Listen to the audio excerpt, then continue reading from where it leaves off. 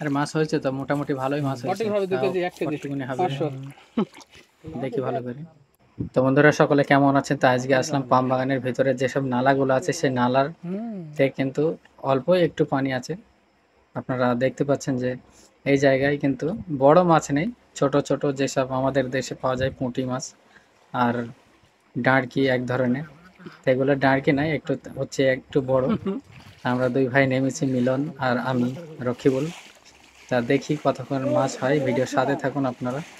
আর মাছ কিন্তু আমরা ধরছিলাম সেই সময়, মাছ কিন্তু চারি সাইড দিয়ে মাছ পেয়ে যাচ্ছে আর সামনে একজন আছে সে মাছ খেদাইছে। মাছ এখানটায় মোটামুটি যদি সব মাছ উঠছে কমসে কম 4 থেকে 5 কেজি মাছ হয়তো। তা অতটা মাছ হয়নি, দেখা যাক কতটুকুনি মাছ হয়। তো ভিডিওর সাথে থাকুন আপনারা।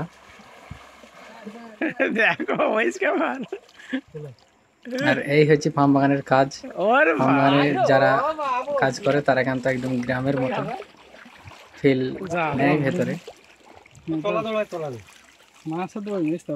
দেখি দেখি মাছ কতটা হয়েছে, কমসে কম 5 থেকে 600 মতো হবে হয়তো, খুব বেশি মাছ ওঠেনি।